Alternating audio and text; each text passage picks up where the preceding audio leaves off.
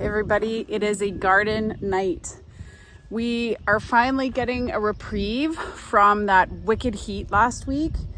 It's 23 degrees today, and this entire week is like highs of 23 degrees Celsius, lows of, I don't know, like last night it was 9, but somewhere around there. So this week it is imperative that we get our irrigation in and running because we have not had rain for a number of weeks now. Actually, since I planted the shrubs, which was at least 2 weeks ago, and there's no significant rain in the forecast. So we still have our 10,000 liter tote full, which is good because we are watering the trees, we are watering the garden. Drip irrigation is so much more efficient. So we have double lines kind of down each side of the garden, and off that we have lines that each can be turned on and off. My garden is not full this year, as I've showed you in other videos, but there are only 2.5 beds that don't have plants in them. A lot of my bean seeds have started, well, some of my bean seeds have started to germinate, but the lettuce is going gangbusters, onions are going gangbusters, brassicas.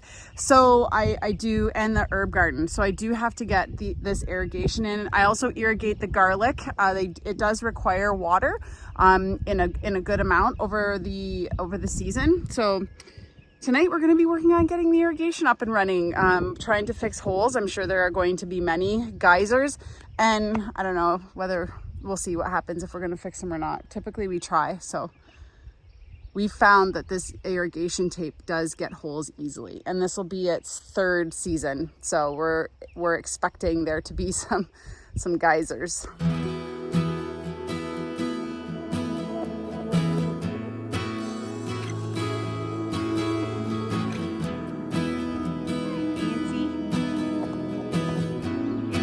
Big? How are the kids?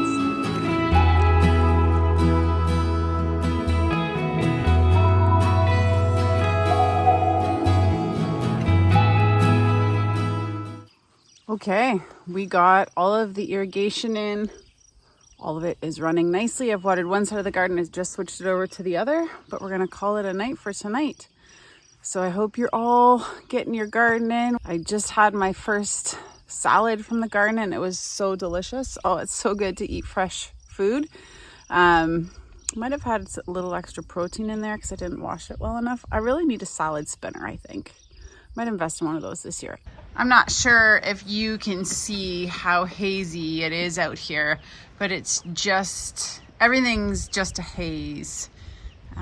It looks smoky. You can even smell the smoke, which I find very interesting. This is the first time I've ever experienced this before, so it is very disconcerting. Where's it? Get it. Where's it? Get your frizzy. Get your frizz, Tilly. This is just gravity-fed water.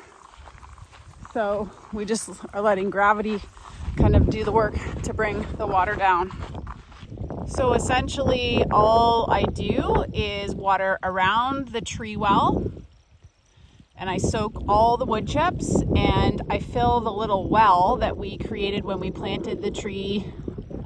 And so when you're watering trees, you want to water them infrequently but deeply.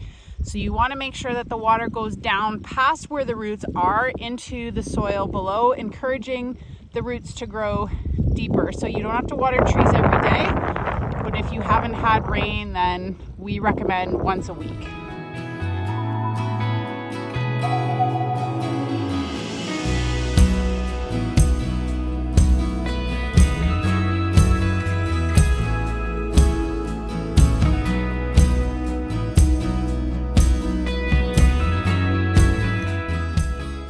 Our London planes they're not super hardy here, and they were pretty slow to leaf out.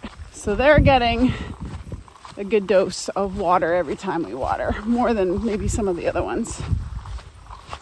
All right, everybody, I am on the last 2 trees. We stopped for dinner, visited with some friends.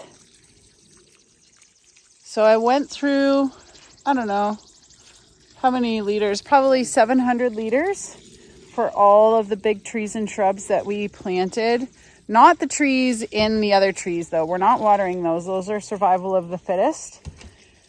But if you've planted trees this year, remember long, slow, infrequent waterings for your trees if it hasn't rained,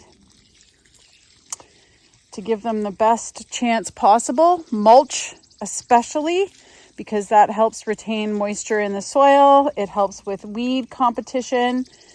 One of the great things about the shrubs that we planted were that they were potted. So they had their full intact root systems.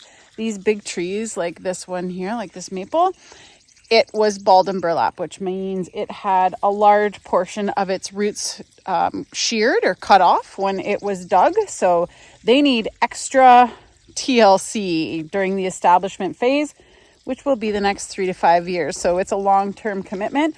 But the good thing is they've all flushed. Some got nipped by frost early on, but they are rebounding. So that's really good. Yeah, it's just exciting. It's exciting to watch trees grow and to reforest the land. Almost 50 mils of rain over a 24-hour period. Pretty exciting. The plants say that was awesome. Good morning, everyone. It is finally raining. Oh man, it's super windy out here right now.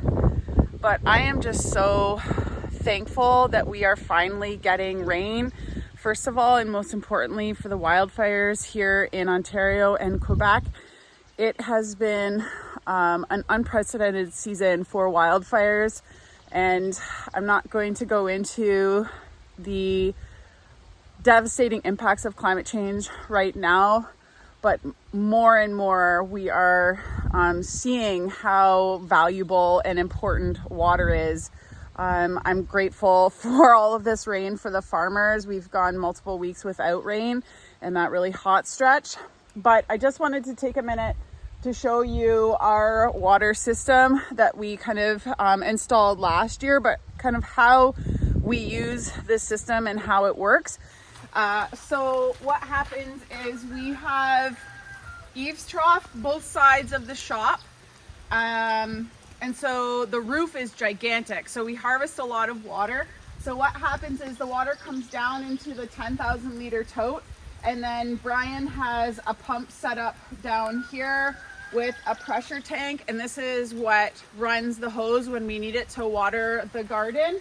But we also have, because this only runs one side, we also have, it's kind of ghetto because we have a tarp over it so that algae doesn't grow, but we have another 1,000 liter tote that we pump into the 10,000 liter tote if it's not full.